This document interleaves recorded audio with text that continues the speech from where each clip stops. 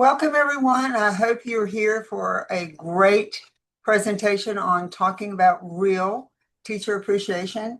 This is like really one of my favorite topics to talk about in terms of public education is what we can do for our public school teachers. And I'm really excited today to have this webinar with two really special former teachers. One is our current NCAE president, Christina Cole. Welcome, Christina. From her window up there, look what a beautiful view she has. And teacher educator, Dr. Amelia Wheeler.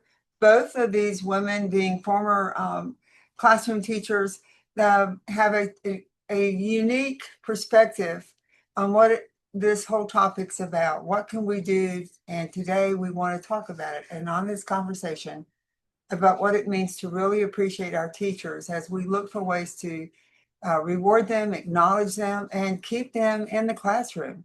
So without talking about it too much more, I want to give you a brief introduction of our two special guests today.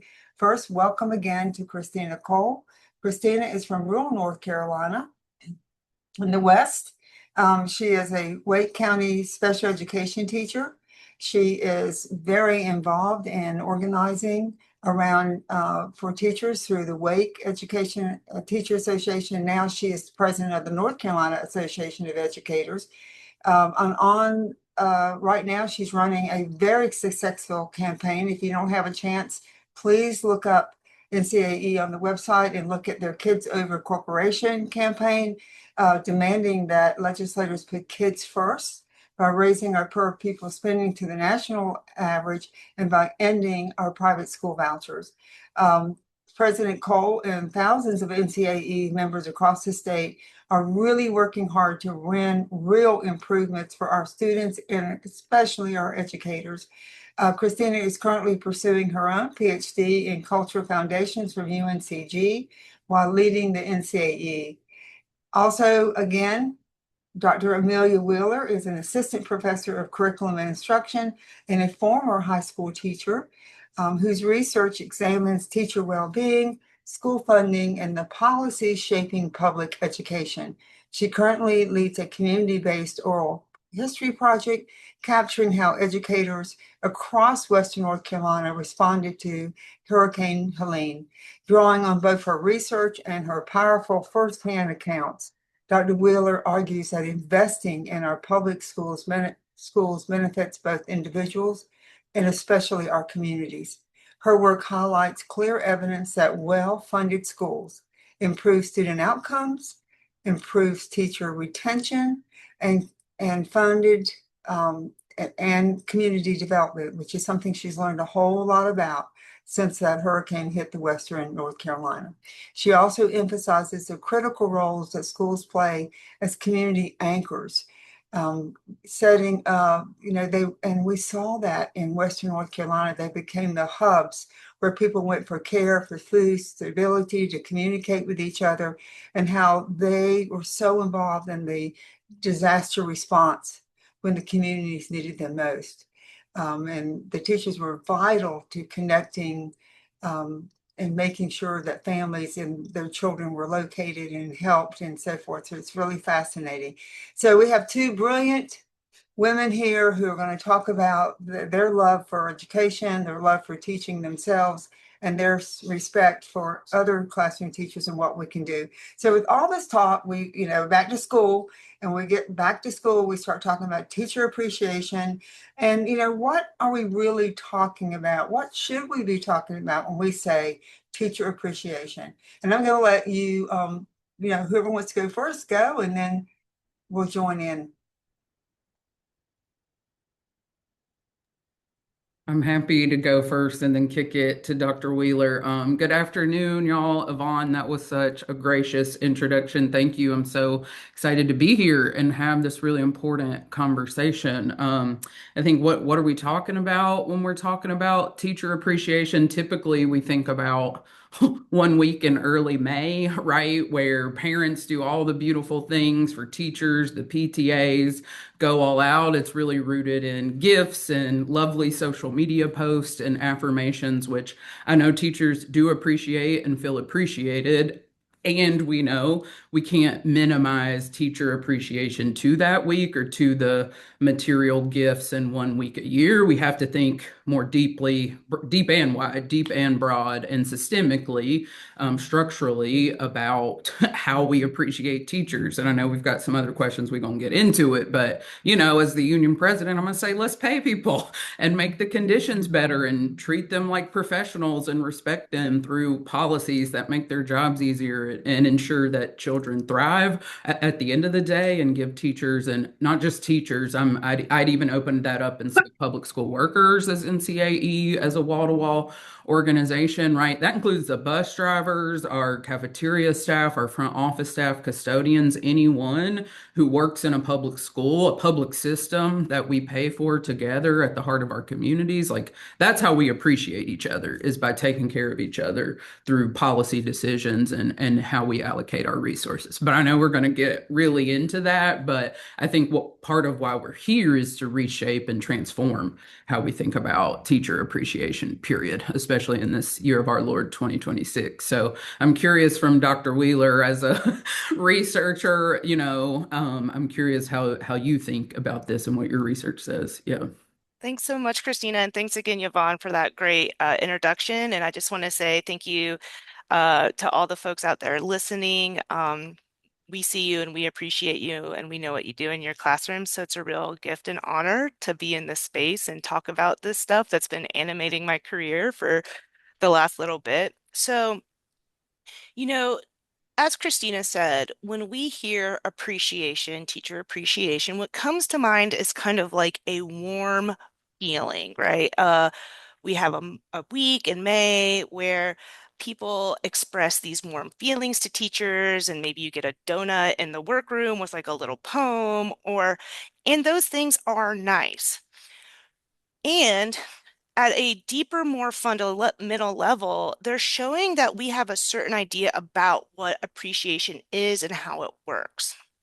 So when we engage in appreciation through like small gifts and social media posts only, what we lose is really at a deep level when we're appreciating somebody, we're saying, I can see the way in which what you do is enabling this bigger thing that's supporting me. It's saying that, like, here is an example. There's this book I love called Braiding Sweetgrass, and it's an indigenous woman named Robin Wall Kimmerer, and she's also a scientist. It's really cool. Check it out. And she talks about being a child and going out and seeing these wild strawberries. And she's like, wow, and she's eating these strawberries and she's appreciate them. And she doesn't just say, thank you, strawberries. She feels this sense that they are nourishing her. And in kind of reciprocity, she smooths the ground for the strawberries to continue to grow. So that might feel like kind of a hippie woo-woo aside, but I think it points to something really important and really fundamental about the way we think about appreciation, which is instead of seeing it from this individualistic frame, to see that appreciation is a deeper fundamental understanding of the role that teachers and educators and all the folks who show up and really care for children and communities and schools, to Christina's point, um, that they are the lifeblood of communities, that caring for children deeply matters, having schools where folks can access medical care. And I know dentists come out to schools in Western North Carolina. There are food pantries and clothing drives. So when we appreciate teachers, when we appreciate educators, when we appreciate school workers, instead of kind of having a warm feeling, it really on a deep level means we understand as a society, as a state, as a community, that their efforts are fundamental to the well-being of our of our communities, of our children. And so, what we're hoping to do here is to really invite us all to start to dream about, to envision, to work forward a vision of appreciation that moves past the individualistic frame and goes toward more structural or collective forms of appreciation. So just like Robin Wall Kimmerer with the strawberries, where she's making a path for them to grow, that the support that teachers, school workers, educators give, that it's being reciprocated on a collective level. And so as Christina alluded to, we are going to get into what this non-appreciation looks like, the way that having a system that isn't built with that fundamental recognition of the ways in which teachers really create a huge benefit for communities, why that's breaking down and the negative effects. But what we really hope to offer is an alternative vision of what is possible, because I think that's really exciting. And to be in this space with these really powerful organizers and to have all you amazing teachers, educators, school workers out there listening, I just want you to know that we can begin to shift that narrative about what appreciation means. So, thanks for letting me share my strawberry story, and I'm excited to have another question when you are, Yvonne. Well, you know, I love, and I hope we'll keep this thought in the back of our minds all through this conversation, uh, to dream, right? And that's one of the things that I always remember from two teachers that got me where I am today was their belief in me and their encouragement of me to dream for the possibilities, what could happen. So what are some of these conditions in our schools and in public policy right now that are making it harder for educators to feel appreciated? I think it's important for us to call some of these things out and make sure our community understands that you know, there's not a lack of, when you go to an individual school, you look at a school and the principal and the teachers, the educators, the cafeteria workers, everyone in that school, and the parents, you you feel this sense of appreciation, this sense of recognition, this sense of awe at teachers and educators doing their craft. But what's going on out there? What are those structural things in the schools and in public policy that's making it harder for teachers to feel that appreciation? Yeah, I'm gonna jump in again, and then I'll kick it to you, Christina. So to Yvonne's point, I think it's important to, when we're talking about teachers, educators, school workers, and their experiences at their jobs, we need to remember that there is a lot of levels that are having input in how schools are run on a day-to-day basis, right? So we have like the school ecosystem itself, we have the district, we have the state, all the way up to the federal level. So there's a lot of scales that we're talking about.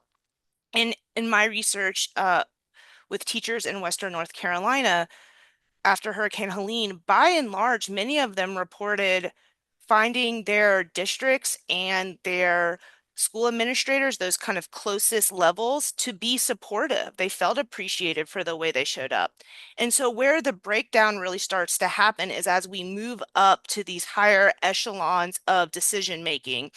So, the state and sometimes the federal level. So I'm going to just share a little bit of research that I've done using the Learning Institute policies report that they drafted a few years ago about the state of teacher shortages and what is driving that. And so one of the reasons, that this report really substantiates is that teachers are across the board undercompensated. And some of the statistics that were noted in this report were really jaw-dropping to me. So in this national review of labor data, teachers earn 14% less than other college educated workers, even accounting for benefits and scheduled time off. And even more alarmingly, the gap between teachers' compensation and other similarly college educated peers has actually widened since the 90s by 11 percentage points. So I'm not like a math girl. So if you want to just have it in an easy way, simply put, American teachers now are earning less than they did 30 years ago. And Another thing so low pay can make teachers feel unappreciated. We also know that intensifying working conditions make teachers feel underappreciated. There is a scholar that I really like of education studies named Michael Apple, also pretty cool, that's his name. And he talks about that teachers' work has been intensifying for some time now. That means what it means to be a teacher, what we're asking folks to do within that role. The amount of tasks is becoming more and more and more and more. And we know that this is related to budget cuts to the system. So when we're putting less and less money into public schools, those needs that children have, that communities have, they're not going away. They're just now getting piled on top of the people who are remaining. So teachers in America, actually, I thought this was a pretty interesting fact as well. They work also more hours than compared to teachers globally. So this is a study done of what's considered like our peer developed countries. And so while the average number of hours worked um, was 773 hours, American teachers was 1,100 hours. So again, teachers' work is becoming intensifying. They're working more while making less. And I think the final thing I want to raise is unsurprisingly, low pay, increasingly stressful conditions. Another reason that teachers are feeling unappreciated is that they are stressed. Um, and so we know that teaching is an inherently stressful job. This has have been teacher stress has been a research topic for almost 70 years. I went into the university library where I work and I was pulling out some dusty books about teacher stress, which I was like, wow, it's pretty cool that people have been thinking about this. Why can't we figure it out? But if we look post-pandemic at stress levels, they have gone through the roof. So in a 2022 study, we found that 73% of teachers reported frequent job-related stress. And I think it's really important to note that's double than that of other professions, and it's more than any of the professions in the study. So air traffic controllers, surgeons, anybody else that you think has a really stressful job, teachers were reporting at this national level that they are stressed more often. And so, one of the reasons teachers might feel unappreciated is they're working in conditions. Again, we talked about low pay and intensifying responsibilities that are producing in their physical bodies a constant sense, or a near constant or a frequent sense of stress.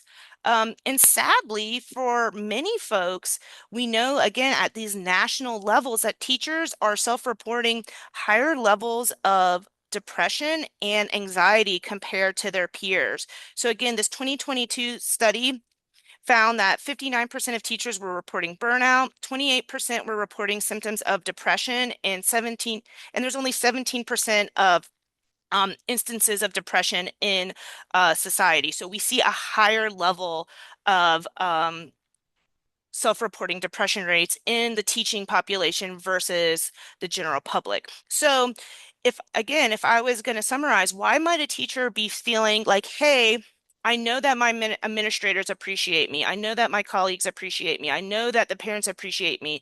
I don't feel appreciated. I would boil it down to three things. I would say it's about undercompensation. It's about intensifying responsibilities due to budget cuts and lacking the support staff and services that are needed to care well for children and communities. And number four, this is producing those two things together, an increasingly stressful environment that makes it really difficult for folks to feel well when they're showing up to do their job, even when teachers deeply care about their job, they find a lot of fulfillment. So sorry that was a little long-winded, but I read those facts and I needed to make sure some people knew. And I'm really excited to hear what Christina has to say. I'm just, people can probably tell I'm over here taking wild notes because I'm like, I want to be in Dr. Wheeler's class. Drop the research articles in the chat. Like hearing the research that backs lived experience is always like, ugh. I'm not the only one, which I know as union president, there are educators on here who I'm sure feel validated and affirmed in their lived experience and sort of wisdom about what's happening in public schools. So thank you for sharing that research. I think I really love how you started that there's levels to this, and I kind of want to really get at what Yvonne is naming. Like, what are some of the way, all the levels Dr. Wheeler named, whether it's at the school level, the district and county level, state, all the way up to the feds? Like, how does that impact public schools? Like, what does that look like? I'll share some stories, some people, some members who have been on my heart in the way that our working conditions really impact student learning conditions, right? Which is what we're there to do at the end of the day, is take care of children well and make sure they are critical thinkers and we do good teaching and learning, right? The thing I'll say even more globally in society before getting into some policy stuff is just naming like all the systems of oppression, capitalism, racism, patriarchy, that, schools and our school communities are not bubbles from how those things interact with policy and our experience in those places and spaces. And as a profession of mostly women who do caretaking work, a pink collar profession, if you will, do really gendered work for the most part, right? Of course, we're not getting paid. Women don't get paid, especially nurses, any caretaking profession, right? Because of unless you're a school administrator, there are more men there and more money there, right? So the ways that those systems of oppression interact with schools, then of course have implications in policy, right? So if we're staying big, I think about the federal government. I'm a special education teacher. IDEA, the Individuals with Disabilities Education Act, has never been fully funded, right? If we take the ratio of special ed students dollar for dollar, like we haven't put enough resources, which means special ed teachers support with IEPs. So not everybody's getting sued all the time because we're not providing services for students with disabilities. The Department of Ed right now is getting dismantled in our eyes, and things are going places they shouldn't be. Educators and people who work in the Department of Ed are professionals about what we should be doing with education policy and how IDEA funds should make their way all the way to the local level. And then, of course, at the state, and there are many, many other things, but those are two examples, IDEA and the Department of Ed, of how federal policy impacts. And I'm going to keep going down the state.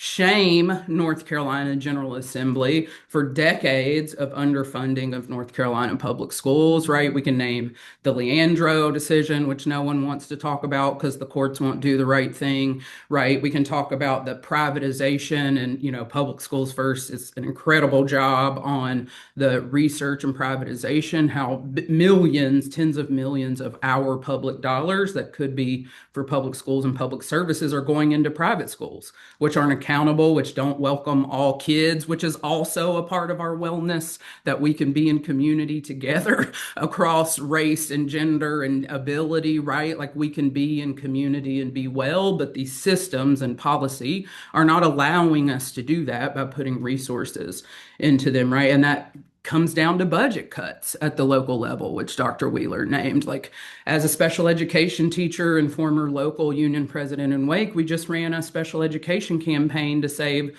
$20 million in jobs, and now we see 17 million more coming in Wake County, with the most local tax revenue in the state. And now we're like, we got to cut people. There are reductions in force. We have to do death by 1,000 paper cuts. Well, a little at central service, one position here, one position at that school. Now you have 12 schools instead of 6 to cover, right? And so, of course, people are burned out, and things change every year with the budget. And there's a huge burden on local, one of the closer levels to our people. So at the local level, if there's no funding, your boards are in a rock and a hard place, you really start to feel it because then your principal's like, well, I can't fund that librarian, or I can't fund that instructional assistant. I can't get that new copier. You're going to be working on copy jams at 7 a.m. Like all of those things.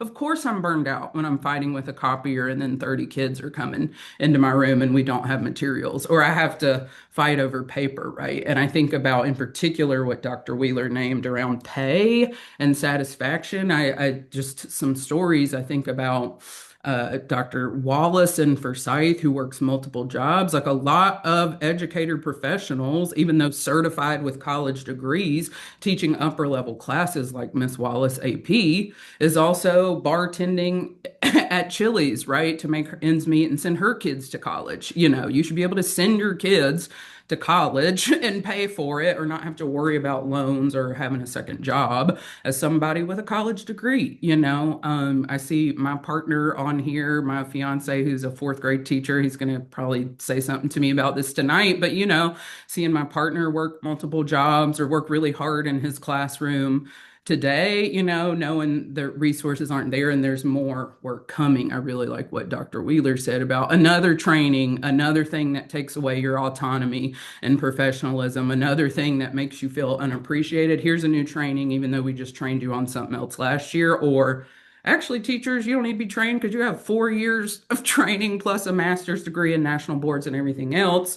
Let the teachers have some agency, which I also think begins to get in some of the research Dr. Wheeler was sharing. Like if I had agency and autonomy and I could sleep at night and put food on the table as for my family, I might not be stressed and burned out, right? So all of those conditions explain the state of schools, right? And why we have to talk about self-care, wellness, wholeness at a systems level. So, both of you are leading me, and one thing there's a question here that someone feels pretty strongly about, and it's all, and I just want you to know, David, I see your question. We're going to circle back to you, but I want to finish this thought for a second, which is you've kind of edged up to it, but so what would it look like to build a public education system that genuinely supports teachers as whole people?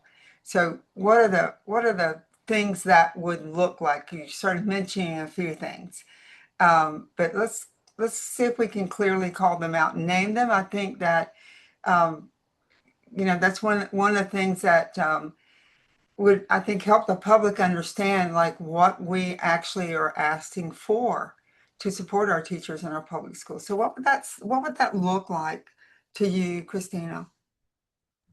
Yeah, what a lovely question. And I love, Yvonne, how you said earlier, like we need to dream a little bit. And I'll just name it's really hard to dream when your conditions are poor and you're trying to survive. So no wonder educators, teachers don't get the opportunity to do that. Heck, even politicians or those of us in nonprofit and movement work when we're just trying to stay alive and get our people paid and, live day to day. It's really hard to dream. So I appreciate the invitation to do that. I think that's a part of my answer. Two is that we have to do that a little, but my research in a pedagogy of wholeness starts with self. And I think that's really important. I think self, if I'm speaking sort of for and as public school workers, is having agency and autonomy over decision making about my job. Like, can I make decisions without politicians or parents or principal, whoever, not that there are enemies, but like that I feel a sense of agency so I can dream. So I have time to breathe and think about how to teach this lesson well and have moments between classes, right? I think agency is a really important part of what we do. And I think, as an educator, I've been depressed, I've been overwhelmed, I've been burnt out, I've been medicated truly, to get through life and those feelings, whether medically diagnosed or just feelings of inertia and apathy and isolation that we feel. Like we have to, I think what Dr. Wheeler said in the first question, moving from the individualism of it all, recognizing our experiences of self and being like, okay, what do we need? How do we build a system that makes this better? And I think it is in community. The antidote to isolation is solidarity. The antidote to apathy is righteous anger. Like educators should be mad as hell about their conditions and that our students aren't getting what they need. And, North Carolina has a child poverty rate that's insane. We should be absolutely righteously angry about that to defeat our apathy. And I think some urgency around, we got to do something now, y'all. And I'm starting to sound like a union president because that's what we tell folks. You should be mad. There is hope about what's happening. We have to urgently do something now, and you can make a difference. And I know we're going to get more to that at the end. But Yvonne, I think the number one thing is educators, parents, people who give a damn about public schools should really feel like agents of change, honestly. And when we have a sort of collective organizing movement approach toward that it's going to take all of us, a majority of us working class people, that we can defeat the bad guys and come up with some really good policies and systems and structures that do this well. And that's where I'm like, I want to kick it to Dr. Wheeler to be like, what do you think? What do you think, Amelia? That's the $1 million question. And I'm learning and I have ideas though. And I just want to shout out to, I see some really cool questions in the chat. Yes. I'm excited to talk with y'all and I'm really enthused to see folks saying like, I'm the PTA president, I'm running for school board, and just your willingness to support it just it brought a really big smile to my face. So, if we're going to keep this idea, right, that we've been building, that there's different levels to the ways in which schools are governed, and there's different levels to how decisions are made that trickle down all the way to the school. I'm going to start with the higher level, and then I'll go down to the more local level. So I was really excited to hear that Christina referenced that one of the reasons that teaching is underappreciated is it's what we call a feminized or a gendered type of labor. So because teaching is equated with caring for children, and that is traditionally considered women's work along with things like cooking and cleaning, it's not uh, because of very specific histories often held in the highest of regard. And the thing that I think is important when we think about what would it mean to create a system where teachers feel whole, it is to see that not only does our society not necessarily value education by putting their money where their mouth is, by treating this as like a high prestige job and funding it. We see that across the board with many paid care services. So right now, just as budget cuts are being made in schools, they're also being made to things like food assistance programs, to housing assistance programs, to programs where folks can issue medical care. So if we zoom out to this really wide level, what we're seeing is that the actual material supports for children and their families to access care is being taken away, and those needs are now getting concentrated down into schools because public schools are some of the last places folks can go where they can get free care. And so if we're going to dream our biggest dream, I would dream of a world, of a country where the care that children and families need for, so care, when I say that word, it's meaning that folks' capacity to essentially survive or make it. So it's things like food, medical care, shelter. So if I was going to dream my biggest dream, we would have a society in which there was support, federal support, state support for children to be able to access and their families food, housing, the care that they need.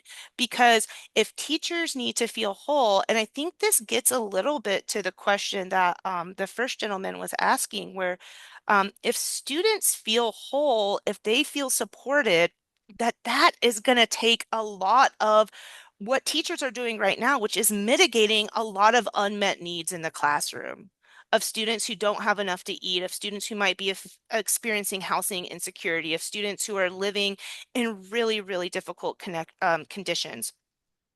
So that's my My biggest wish, I hope we can get there together.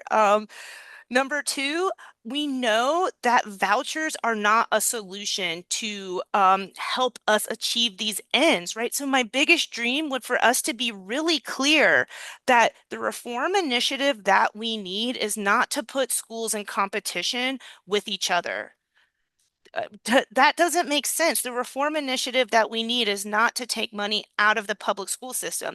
The reform initiative that we need is to invest more money into these systems and to make sure that that money is going to be of service to schools and students and teachers and not being spent on things like corporate curriculum and other ways in which that money ends up getting out of the system.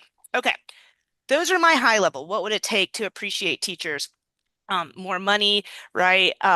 Having systems where students can access the care they need, all that good stuff. I also think it's worth noting those are big things we can urgently fight for, and I'm so excited to do that work. But there's also things at the local level that these are what research says are they're not the prime reasons that teachers leave the classroom, but they are influencing factors. So these are other reasons people are like, I don't think I want to stay. So these are things that are causing teacher attrition. So first of all, teachers report often that their professional development they do not find meaningful and often find as insulting.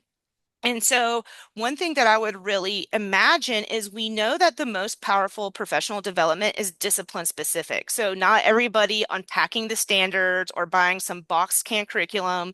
It would be if I'm a social studies teacher, I am learning what's called pedagogical content knowledge. That means I am learning specifically how to teach social studies in a powerful way.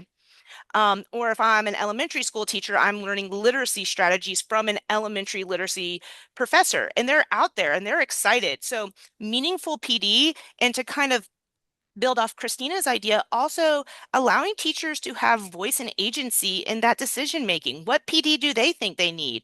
A new teacher does not need the same PD that a veteran teacher does. A new teacher might need help in PD with classroom management. Veteran teachers often don't. And Mhm. teachers' voice an agency could go beyond just decisions about PD, things like school policies. If you are a district leader, if you are making a school board, it would be really important to talk to the folks who are going to be implementing these policies and get their perspective. It helps that policy have more perspectives to share about the people who are going to implement it. They're going to see things you don't. And if you're asking teachers to implement a policy, they want to be a part of that decision because they feel appreciated when they're treated as professionals. Um, Finally, one of the things I think would really help teachers make feel more appreciated is having less bureaucratic demands. So again, coming back to this idea of intensifying workload, a lot of this workload that we see is often tied to things like documenting how many times you called home or there's a lot of clerical, bureaucratic type of work that teachers are having to do, going to meetings that feel like they are kind of not useful. So, respecting that teachers have very, very limited amounts of time and that their main objective is to plan rigorous lessons, to assess those things, and to build relationships with their students. So, at a local level, really being mindful of like when you're asking teachers to come to a meeting, when you're asking them to implement a new policy that has some sort of like documentation or work tied to it to be really mindful that that's taking away their very scarce time to do other things. And so those, I think, the PD, the teacher voice, the limiting of bureaucratic demands, I think those are actionable very easily. And then these higher level things, like these are like the big fights. So thanks. Well, I just want to jump ahead for a second. I'm coming back, David. But Jasmine Savala says here, I'm running for school board. And one of the kind of things I could do as an elected official to help teachers feel whole and appreciated. I think you just answered, they just answered your question, Jasmine.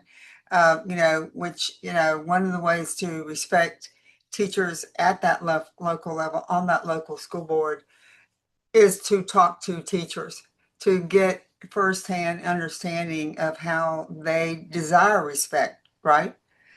What is valuable to them in their role in the school. And I love what you're saying about respecting their time, respecting their expertise, asking them what they need.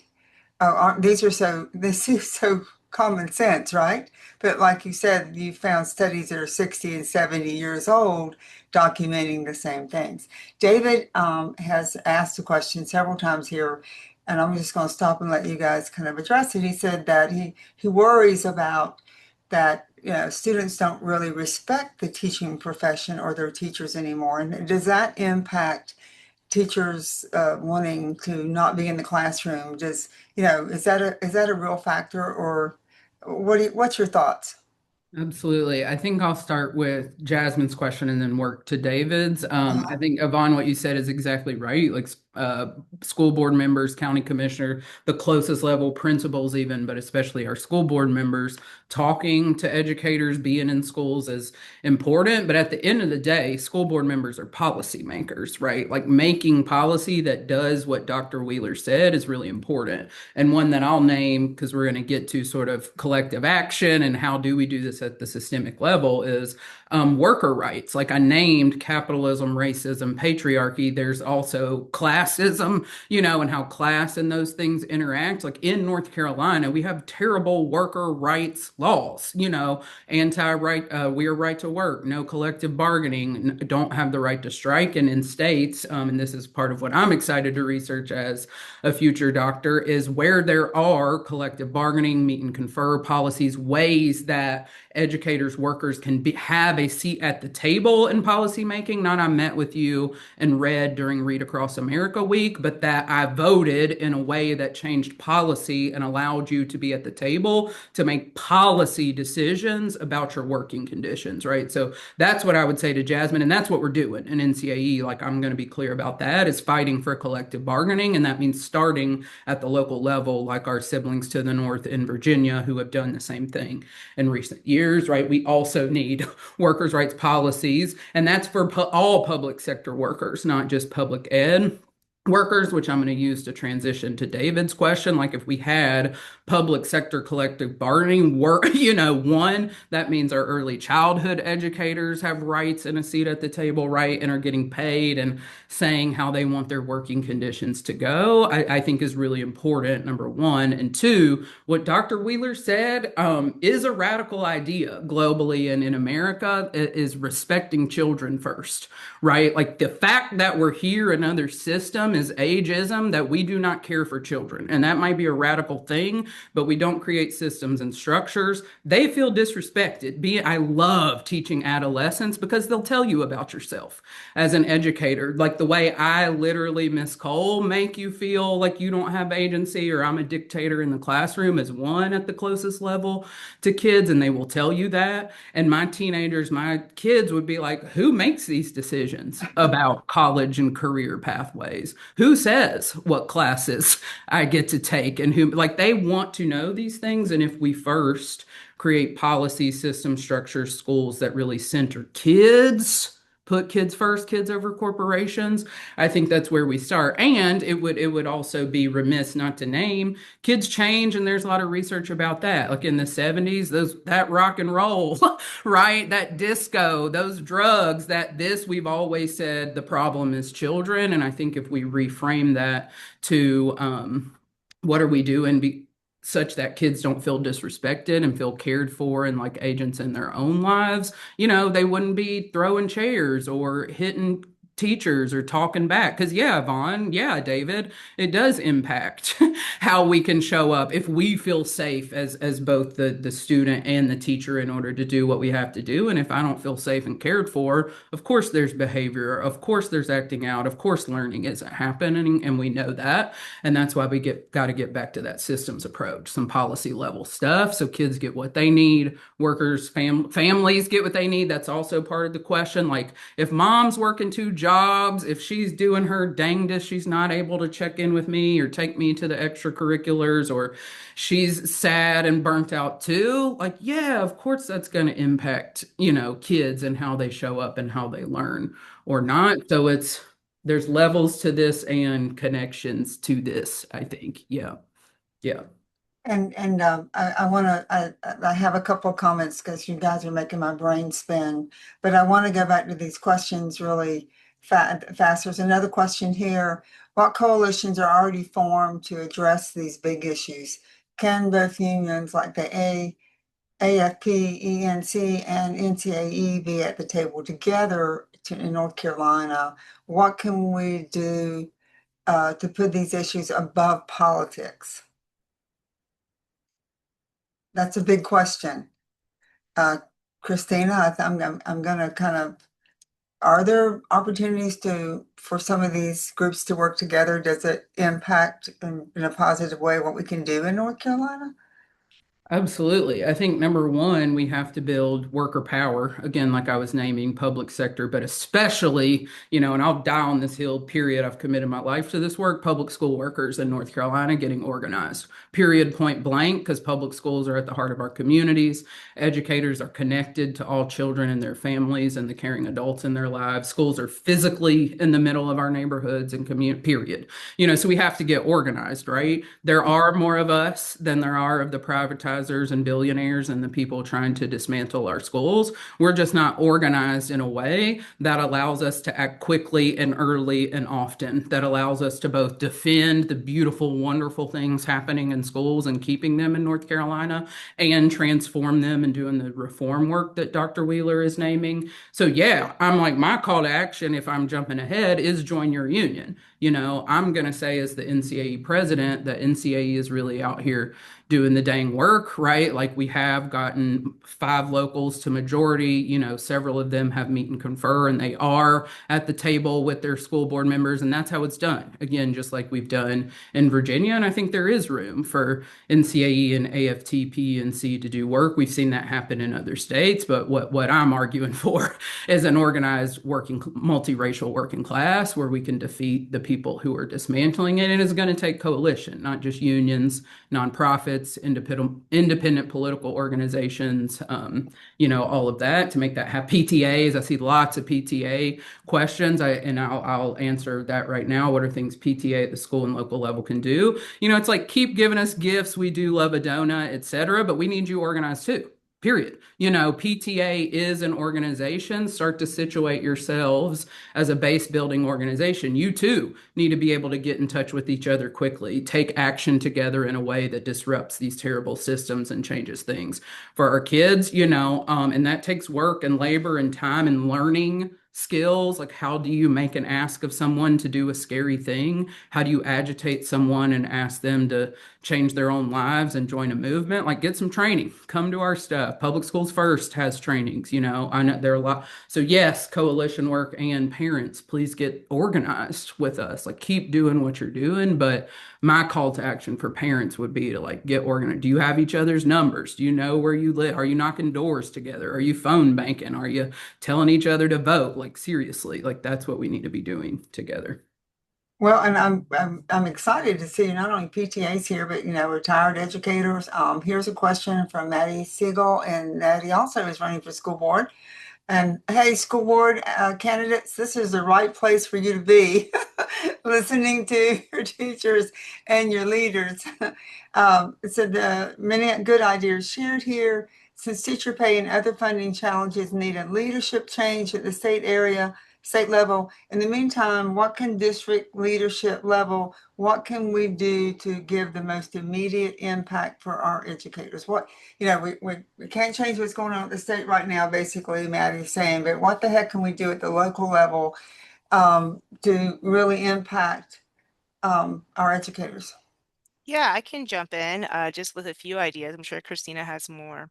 So I am thinking about the study that I did with 31 teachers across Western North Carolina who lived and worked through Hurricane Helene, and many of them had really glowing things to say actually about their districts. And one of the cool findings from that study is these that these things wouldn't be just applicable in a disaster context. I think that they would be applicable across the way in which a district could show up and engage with their educators and staff. So number one, communication. So having clear, consistent communication about what to expect, what's happening and why. Again, teachers are professionals, they are adults. Teachers teaching requires a lot of planning. When I sit down to teach a class, I've planned out the entire semester.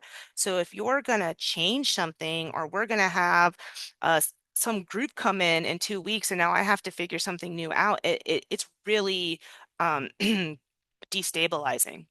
So, first and foremost, be clear, communicative, and transparent with teachers about what's happening and why it's happening, and make that communication easy to understand. Don't send a, 5 paragraph essay. Teachers are busy. Send it in a way that's clear and easy to understand. And that goes a really long way with teachers.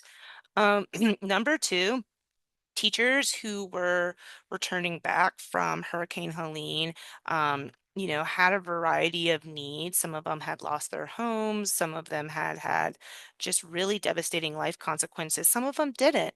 And one of the things that districts and administrators did that was really appreciated was offering flexibility.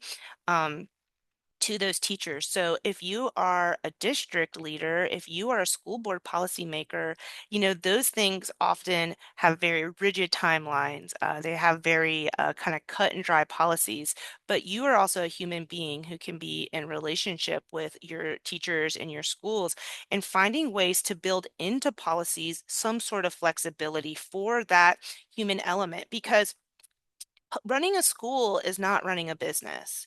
It doesn't adhere to strict timelines. It doesn't have something that we can control from the onset, because school-based work is care-based work, and care is always done in relation with others. And guess what? Others are uncontrollable. So we need to create policies that account for the fact that folks are having different experiences, and so that they have flexibility built in, versus creating more like what I would say kind of like corporate business type policies that are very like rigid and difficult to offer flexibility.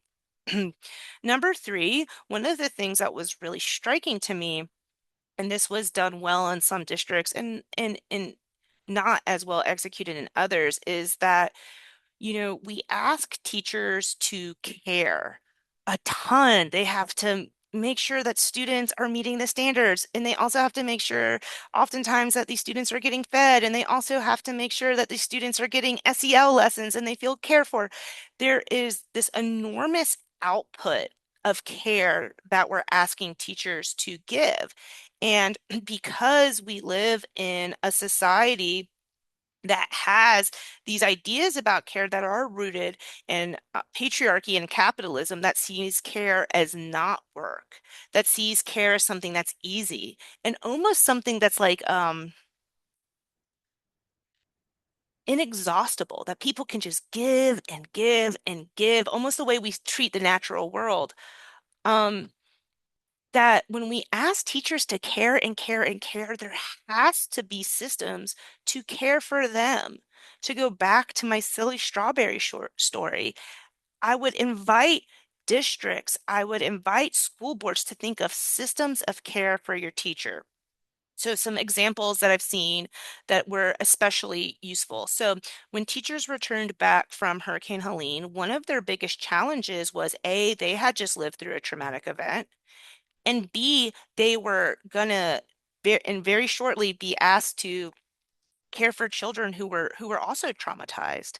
And so districts who teachers responded well to said that their districts, for example, brought in a trauma specialist to help them make sense of their own trauma, that trained them to help make sense of how to support children who lived through these events.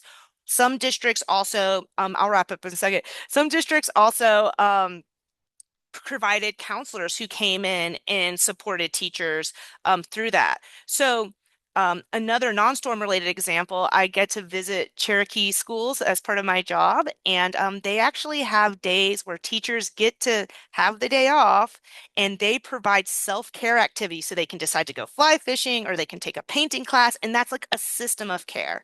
And my small offering, is if there's a teacher on the call, or if you guys want to share this, if you're a PTA member or a school leader, is I'm leading a free 4-week online meditation class, a mindfulness class for teachers. I'm not saying teachers should be more mindful and their jobs won't be stressful.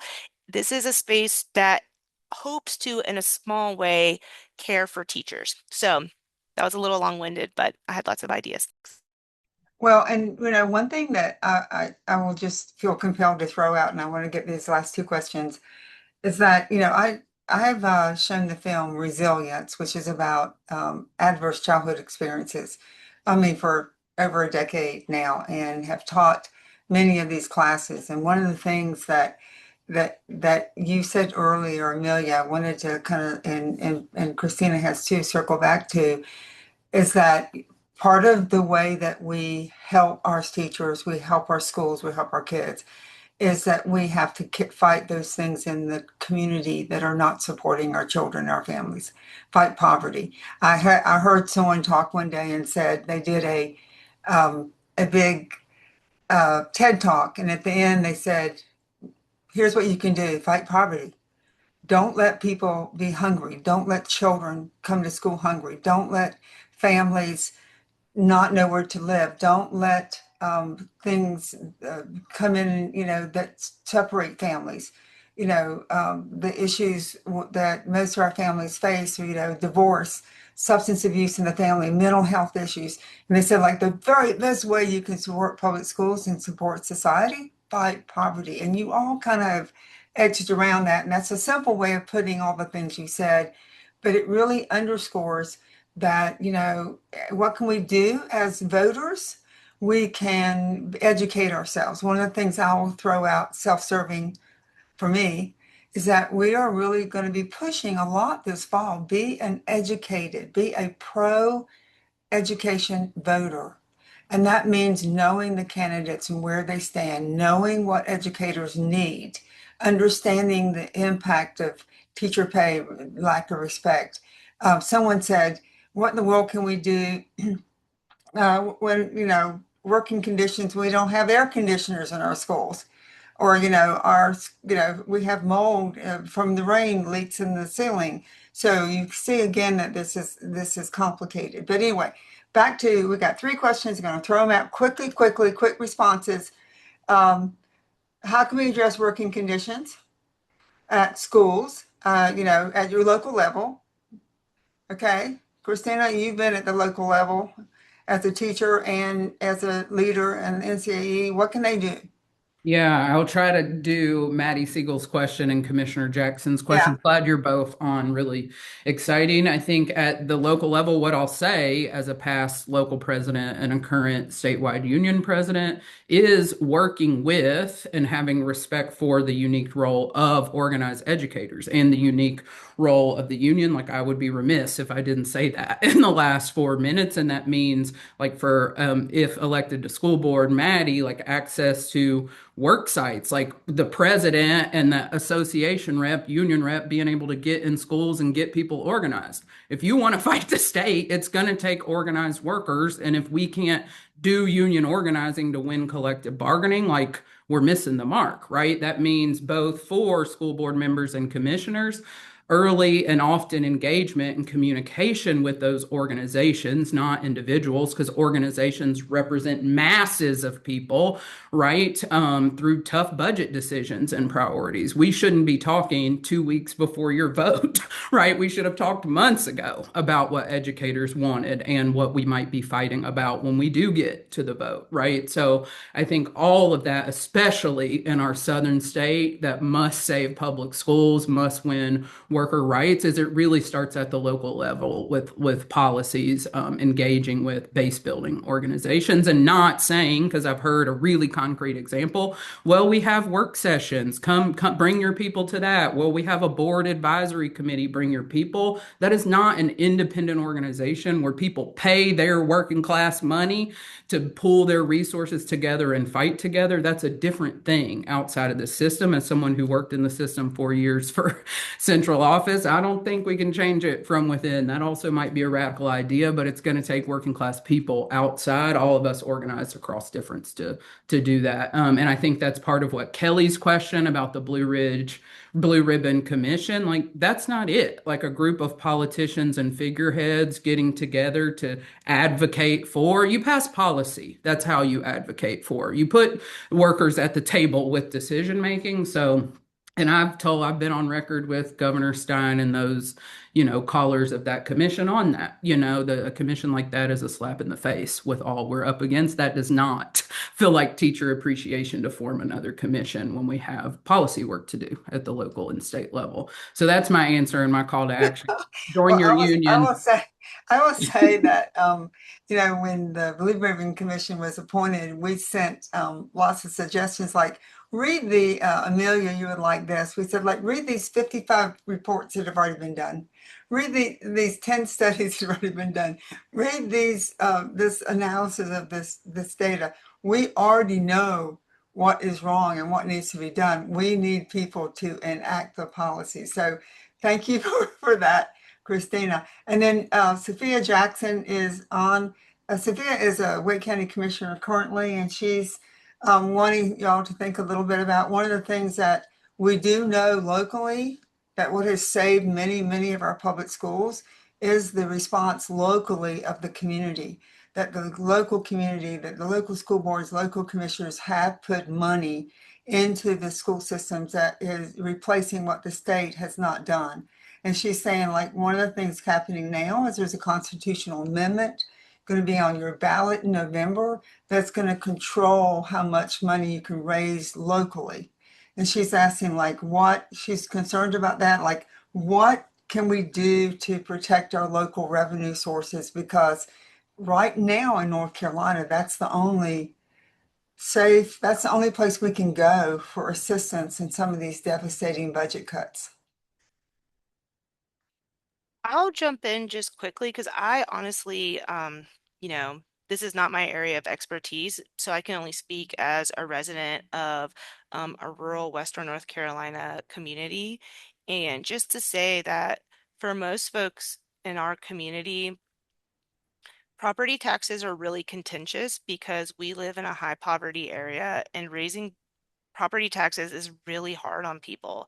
So I can understand why property taxes are important from a funding standpoint, but I can also see my neighbors who have lived here, many of them, their families for generations, that property taxes being raised is something that is deeply makes their lives really difficult, and it's something they haven't really accounted for.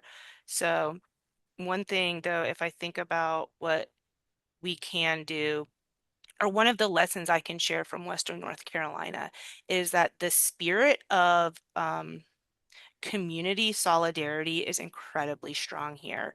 And one of the things that has been so inspiring to me to see is the way that communities with very limited resources are showing up to support public schools, teachers, and students through direct mutual aid. And so I know that that's not a systemic answer. I know it's not sustainable, but I also know that there is an immediate way in which community members, at least in this region, are deeply devoted to schools and they would step up. And, somebody in my county probably knows how to fix an air conditioning unit. And if you said, I need your help, they would come and show up. And I know that again, we want just funded schools. So yeah, just to say property taxes are something to think about in rural low income communities. And also our communities are big sources of solidarity. One of the things that I would answer, Commissioner Jackson, is that, the position Public Schools First is taking is that just kind of what you said, Amelia, property taxes should be and are and should stay a local consideration. Locally, where you live, you elect your city council, you elect your commissioners, you elect your school board.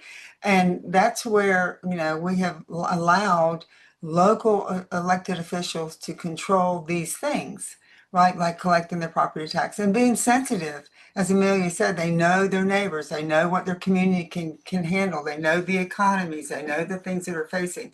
And for the state to take that power away and let it be something that control at the state level, where people who don't live in your community, who don't live in your region, who don't even live, live across the state from you, are making decisions for you locally. That's kind of scary, period. But it will, and the North Carolina Association of County Commissioners has even come out and said, leave local control, leave these issues to the local control, because they know that the biggest investment, the biggest source of revenue they have for schools, for libraries, for parks, for quality of life indicators, is this one source of revenue. So, and then I'm going to end on this before I ask you both to close. But so this is not a question that someone puts in here, but thank you for all this talk and information. It's great to come together. It gives me hope and action. And I hope we can have more of these conversations where we can talk with educators about things that are facing our teachers. So here we are, we've come to the end of our time. And I would really want to kind of turn to, to say, for everybody out there, teachers, educators are listening that feel unappreciated, that, I hope you know that there are people who are fighting for you and advocating for you and want to hear from you. We want to make teaching a more sustainable, appreciated, and satisfactory profession. So, our last question, kind of a call to action from these two scholars. What can we all do? What are we going to do to create the conditions for educators and students where they can thrive? What call to action would you give everyone on the line today, people who will listen to this recording later?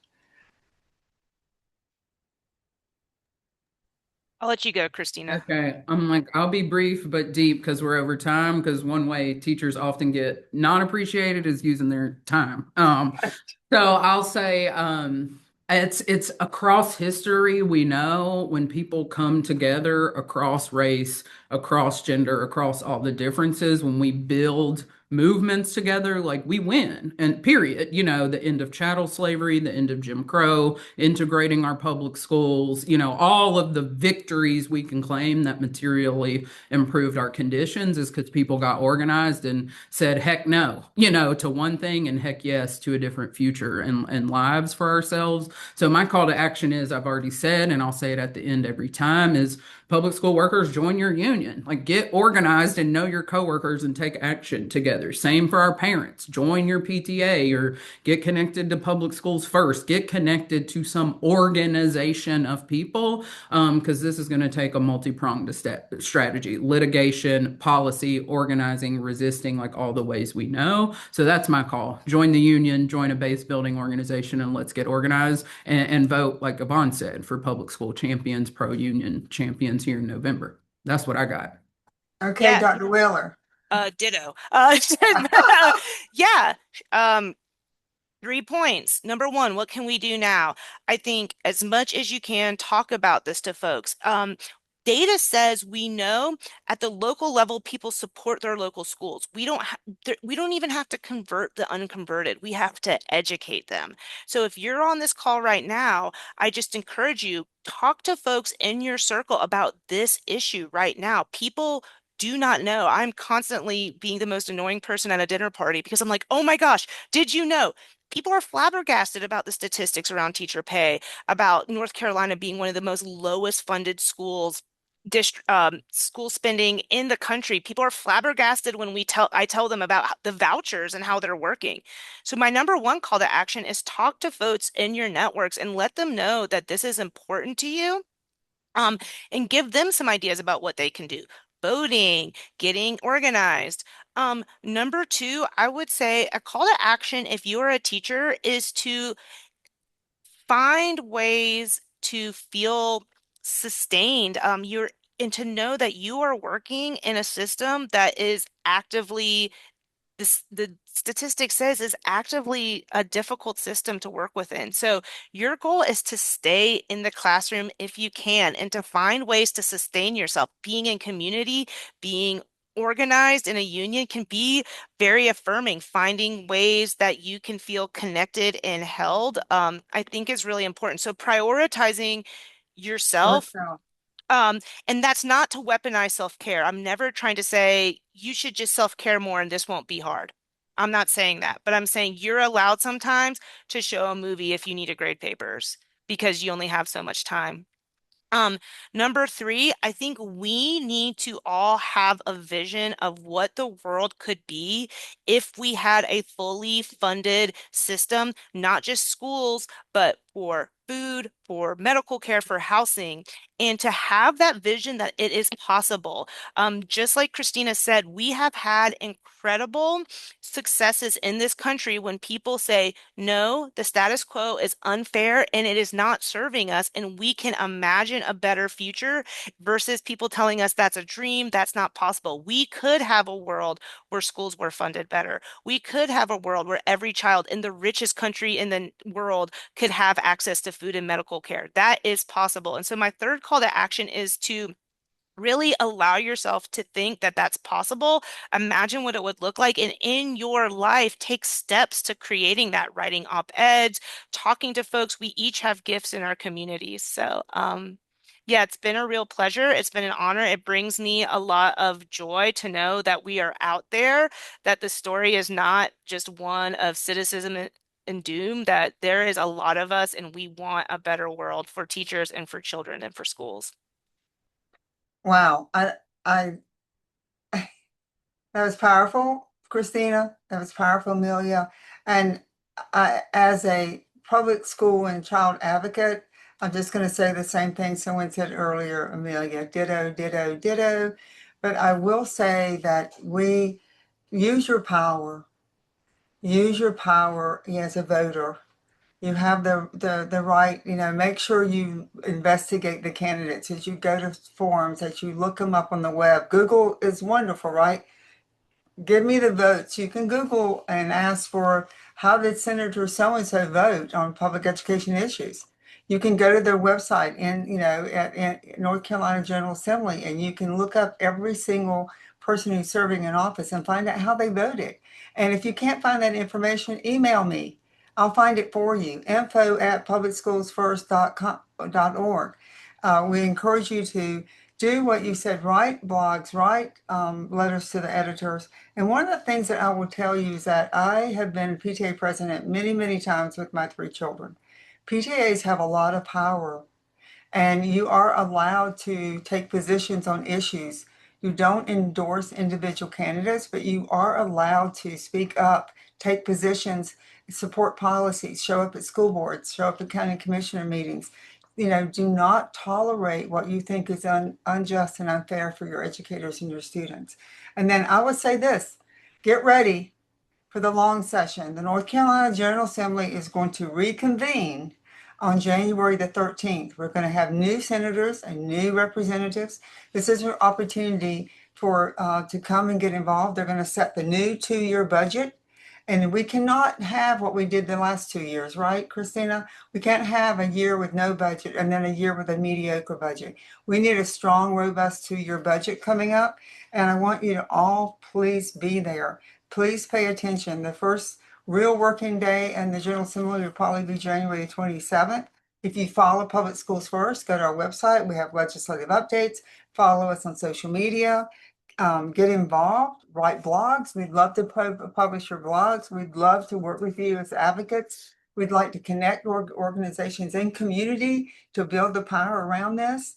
So, we give you an open invitation to get involved with us and to suggest ways that we can help you and the ways that we can provide you the information, the data you need to advocate for educators and to advocate for children. Thank y'all so much for being here. Thank you for our audience. We ran a little long, but you guys have got an invitation, open invitation, Christina and Amelia, to come back and talk about this again. And, to help us kick off the new year, the new legislative session. Kind of save some space in your calendar for me, would you? I think that would be a great time for us to come back and to talk again. Thank you all. Thank you so much for coming. Bye-bye. Have a great week, y'all. Bye, everybody. Thank you.